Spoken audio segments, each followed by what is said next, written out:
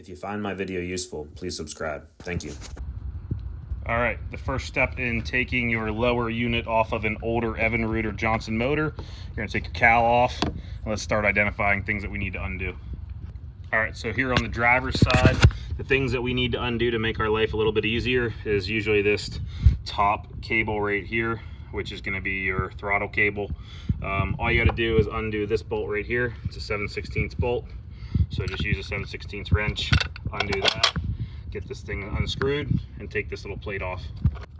All right, once that plate's off, now this is free to pop out. So you just see this right here, you just have to push that down. Once that's down, this will be able to pop off of your actual throttle area here. Then you can take this cable and kind of get it out of the way. So let's go ahead and take that cable up, out of the way through our rubber stopper here. All right, now if that cable's out of the way, we can get to this bolt right here, and you can see that that's what holds your shifting mechanism into place. So that down there is your shifting pin that goes up and down. So we got to take this bolt out to undo that connection. All right, so a 5/8 wrench will get that undone. If you have a ratcheting wrench, it'll make your life a little bit easier, but I got it pretty loose now, so I'll just go ahead and pull that out by hand. Let's take that out next. All right, now once that bolt's out of there, you can see that this is free, and you just need to use a screwdriver, put a big screwdriver in here, pry this open, and get it to release that pin. So let's show you that. All right, so this is my weapon of choice, just a big flathead screwdriver. Give that a little pry, and then pull it away from that hole. There, now you can see that that popped out. Go ahead and zoom in for you. See, that's no longer there in that shifting knob, so this is now released.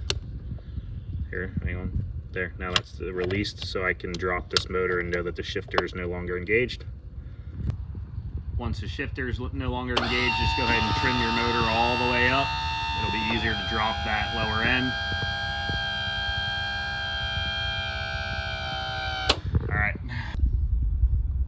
Now, I already drained all my lower unit fluid out. If you did not, you should remove this plug and this plug, and then drain all your lower unit fluid out. The whole reason that we're replacing these seals in mine is that I had milky white showing that there was salt water in with the lower unit gear oil, so I'm replacing the seals. For me to get this lower unit off, I actually unfortunately have to take this the bolts out of my hydrofoil here because they cover this plate. So I'm going to take those off quick, and then I'll show you what's next.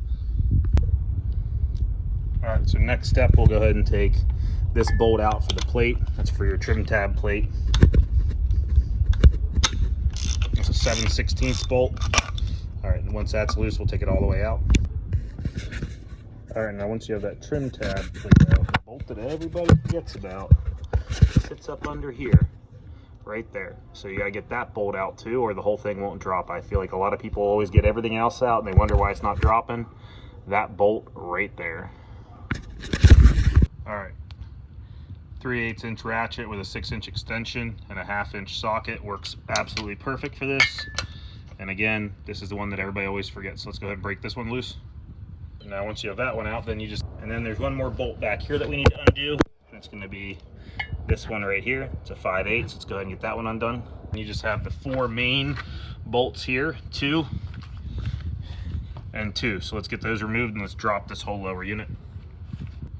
So I will loosen these ones here that are not in the middle. I like to keep the ones that are in the middle till last, because that way I can trust that it's gonna hold that motor up there equally and not bend anything.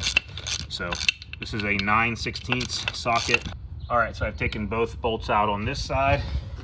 On this side, I've taken the front bolt out, and then we have this last bolt. I would just make sure that you're supporting underneath so that this thing doesn't slide all the way out on you and crash the ground. That would be very annoying. I wouldn't recommend that. So let's go ahead and break this last one loose, and then I will show you guys what it looks like once it's removed. So once you're able to completely detach that lower unit, this is what you'll be able to see. And we'll talk about how to replace your water pump, or how to replace all these lower unit seals now. So if you go ahead and look up those other videos, I can show you how to do those. If you find my video useful, please subscribe. Thank you.